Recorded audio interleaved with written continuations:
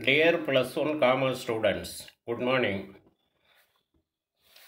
Today in this session, we are going to discuss the 6.02 types of companies. Types of companies. கம்பெனிஸினுடைய வகைகள், நிறுவனத்தினுடைய வகைகள் பற்றி பார்க்க இருக்கிறோம். Classification of companies. நிறுவனத்தை இந்த மாதிரி வகைப்படுத்தலாம். Classification of companies on the basis of incorporation, on the basis of membership, on the basis of members' liability, on the basis of control, on the basis of nationality. In this session, we shall discuss the two types. Classification of companies on the basis of incorporation and on the basis of membership. Classification of companies on the basis of incorporation. Chartered company, statutory company, association not for profit. On the basis of membership, public company, private company. Now we shall discuss chartered companies. On the basis of incorporation, companies may be classified into three categories, three types. The first one is chartered companies, the second one is statutory companies, and the third one is association not for profit. Chartered companies. Chartered companies are established by king or queen of a country. Powers and privileges of chartered company are specified in the charter. சார்ட்டர்னா பட்டயம், சாசனம்.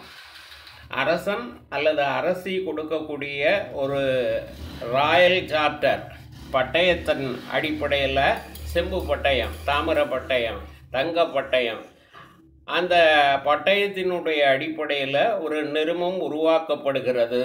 அதுதான் நம்ம chartered companies அப்படின்னு சொல்கிறோம். Chartered companies அப்படிங்கிறப்போ ஒரு நாட்டினுடைய அரசன் அல்லது அரசி வழங்கிய சாசனத்தோட அடிப்படையில் ஒரு நிறுவனம் உருவாக்கப்பட்டிருக்கும். அதனால தான் அதை பட்டய நிறுவனம் அல்லது சாசன நிறுவனம்னு சொல்கிறோம். அரசன் அல்லது அரசி வழங்குகிற அந்த பட்டயத்திலேயே அதனுடைய விதிமுறைகள், இந்த கம்பெனியை எப்படி செயல்படுத்துகிறோம், எப்படி அமைக்கிறோம், எப்படி செயல்படுத்த போகிறோம், எல்லா தகவல்களும் அந்த பட்டயத்திலேயே குறிப்பிடப்பட்டிருக்கும். இதுக்கு எடுத்துக்காட்டு கிழக்கிந்திய நிறுவனம், east Indian company, bank of England, England வங்கி, இதெல்லாம் சொல்லலாம். Then the next one is statutory companies. Statutory companies சட்டமுறை நிறுவனம். பாராளுமன்றத்தில் அல்லது சட்டமன்றத்தில் தனியாக சட்டங்களை இயற்றி அந்த சட்டத்தின் அடிப்படையில் உருவாக்கப்படும் நிறுவனம் தான் சட்டமுறை நிறுவனம். Companies are established by a special act made in Parliament, State Assembly. Constitution of a company is specified in the Memorandum of Association. Rules relating to day-to-day management of statutory companies are specified in the Articles of Association. Audit of statutory companies. Audit of statutory company is conducted by the Comptroller and Auditor General of India, CAGI. The report of CAGI is placed. The report of CAGI is placed in Parliament, State Assemblies concerned. Examples: Food Corporation of India, LIC, GIC, RBI, State Bank of India, IDBI. Statutory companies enjoys autonomous status. It need not use the word limited in its name. என்ன சொல்கிறாங்க, பாராளுமன்றத்தில் அல்லது சட்டமன்றத்தில் தனியாக சட்டத்தை நிறைவேற்றி அந்த சட்டத்தின் அடிப்படையில் உருவாக்கப்படும் நிறுவனம் தான் சட்டமுறை நிறுவனம். அமைப்பு முறையீட்டில் இந்த கம்பெனியினுடைய மிக முக்கியமான ஆவணங்கள் 2. அமைப்பு முறையீடு, memorandum of association, and articles of association செயல்முறை விதிகள். அமைப்பு முறையீட்டில் அரசியல் சட்டத்தில் கூறியவாறு குறிப்பிடப்பட்டிருக்கும். மேலாண்மை நடவடிக்கைகள் அந்த செயல்முறை விதிகளில், சங்க நடைமுறை விதிகளில் குறிப்பிட்டபடி நடைபெறும். இந்த சட்டமுறை நிறுவனத்தினுடைய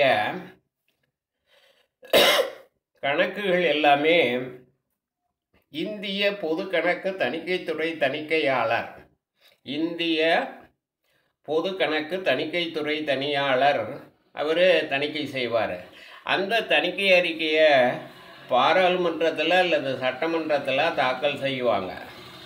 இந்த ஸ்டாட்யூட்டரி கம்பெனிஸுக்கு எடுத்துக்காட்டாக நம்ம சொல்கிறது இந்திய உணவுக் கழகம், food corporation of India, LIC life insurance corporation of India, இந்திய ஆயுள் காப்பீட்டு கழகம், பொது காப்பீட்டு கழகம், general insurance corporation of India, reserve bank of India, Bharat state வங்கி, இதெல்லாம் எடுத்துக்காட்டாக சொல்லலாம். இந்த சட்டமுறை நிறுவனங்கள் தன்னோட பேரில் கடைசியில் இந்த லிமிட்டெட் வரையறுக்கப்பட்டதுங்கிற வார்த்தையை சேர்க்கணுங்கிற அவசியம் கிடையாது. இது சட்டமுறை நிறுவனங்களுக்கு மட்டுமே உரியது. Then the third one is on the basis of incorporation. The third one is association not for profit. லாப நோக்கமில்லாத சங்கம், லாப நோக்கமில்லாத சங்கம். நிறுவ சட்டத்தில் 2013 நிறுவ சட்டத்தில் பிரிவு 8 படி மத்திய அரசாங்கம் இதுக்கு அனுமதி அளிக்கிறது. நிறுவனங்கள் அவங்களோட பேரில் இறுதியில் வரையறுக்கப்பட்டது அல்லது தனி வரையறுக்கப்பட்டது அப்படிங்கிற வார்த்தைகள் இல்லாமல் பதிவு செய்யப்படுகிறது. ஏன்னா இது லாபம் இல்லாத சங்கம் அப்படிங்கிறதுனால, லாபம் இல்லாத சங்கம்ங்கிறதுனால இந்த அனுமதியை அரசாங்கம் கொடுத்துருக்கு. லாபம் ஈட்டும் நோக்கோட செயல்படுவது கிடையாது. பிறகு இதனுடைய நோக்கம் என்ன அப்படின்னு கேட்டிங்கன்னா, கலை, அறிவியல், விளையாட்டு இதை மேம்படுத்துவதற்காக, அறச்செயல்களை மேற்கொள்வதற்காக இது உருவாக்கப்படுகிறது. இதனுடைய செயல்பாட்டில் பணம் கிடைச்சதுன்னா, லாபம் கிடைச்சதுன்னா அதையும் இதனுடைய வளர்ச்சிக்காக, இந்த சங்கத்தோட வளர்ச்சிக்காக தான் செலவிடுவாங்க.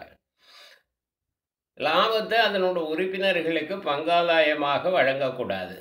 இந்த வகை நிறுவனங்கள் பொது நிறுவனமாகவோ அல்லது தனி நிறுவனமாகவோ இருக்கலாம். பங்கு மூலதனத்துடன் இருக்கலாம், பங்கு மூலதனம் இல்லாமலும் இருக்கலாம்.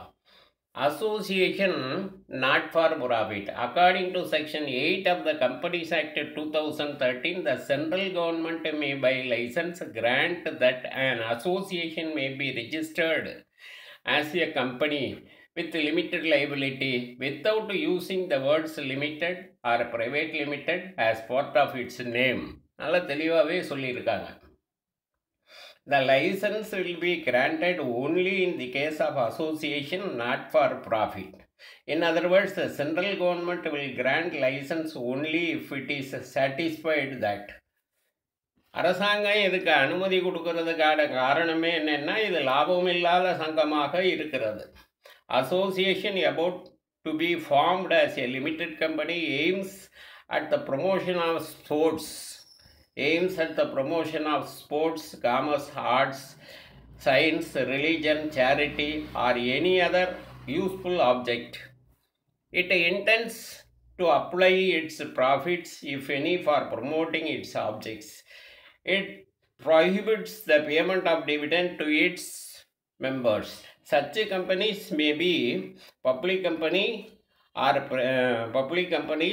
and may or private company, and may or may not have share capital. Now let us see the second category. Classification of companies on the basis of membership. Classification of companies on the basis of membership. On the basis of membership, companies may be classified into private company and public company. தனி நிறுவனம், பொது நிறுவனம் அப்படின்னு 2 வகைப்படுத்தலாம். தனியார் நிறுவனம், இல்லை தனி நிறுவனம், பொது நிறுவனம் அப்படின்னு வேறுபடுத்தலாம்.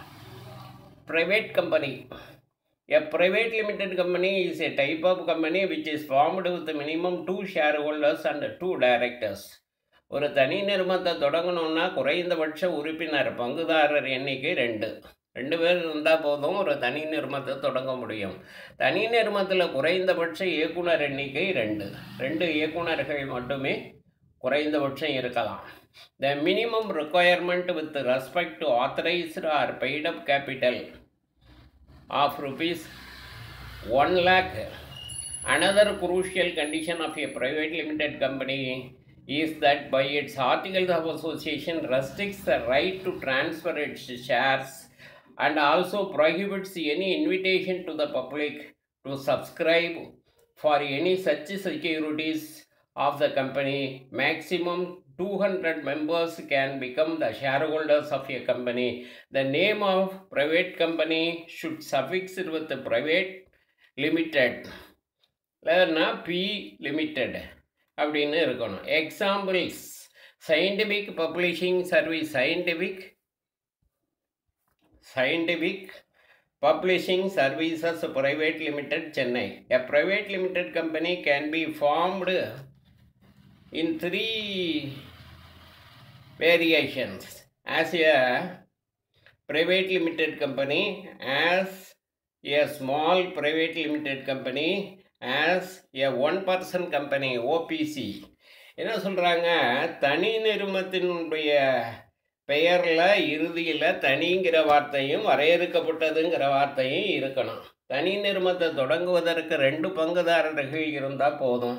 குறைந்தபட்ச இயக்குனரோட எண்ணிக்கை 2. தனி நிறுவனத்தில் குறைந்தபட்ச முதல்ங்கிறது அங்கீகரிக்கப்பட்ட முதல் அல்லது செலுத்தப்பட்ட முதல் 1 லட்ச ரூபா தான். தனி நிறுவனத்தினுடைய சங்க நடைமுறை விதிகளில் அந்த நிறுவனம் தன்னோட பங்குகளை பிற நபர்களுக்கு மாற்றி தருவதை கட்டுப்படுத்துகிறது, தடை செய்கிறது. தனி நிறுவனத்தினுடைய பங்குகளை பிற நபர்களுக்கு மாற்றம் செய்வதை தடை செய்கிறது. பத்திரங்களை பங்குகளை வாங்குவதற்காக விற்பதற்காக அழைப்பு விடுப்பதையும் த ப்ராஸ்பெக்டஸ் தகவல் அறிக்கை வெளியிடுவதையும் தடை செய்கிறது. இன்னொரு தகவல் சொல்கிறாங்க, தனி நிறுவனத்தில் அதிகபட்சமாக எத்தனை பங்குதாரர் இருக்கலாம்னா 200 பேர் இருக்கலாம். குறைந்தபட்சம் 2 பேர், அதிகபட்சம் 200 பேர் இருக்கலாம். இந்த தனி நிறுவனம் அப்படிங்கிறது 3 முறைகளில் அமைக்கப்படலாம். தனி வரையறு நிறுவனமாக இருக்கலாம், சிறிய தனி வரையறு நிறுவனமாக இருக்கலாம், ஓபிசியாக இருக்கலாம், 1 person கம்பெனியாக இருக்கலாம். அடுத்து பப்ளிக் கம்பெனி, பொது நிறுவனம். Public company means A company which is not a private company. எது தனி நிறுவனம் அல்லையோ அது பொது நிறுவனமாக கருதப்படுது. ஏ public company may be said to be an association which consists of at least 7 members. பொது நிறுவனத்தை தொடங்குவதற்கு குறைந்தபட்சம் 7 பேர் வேணும், 7 பங்குதாரர்கள் வேணும்.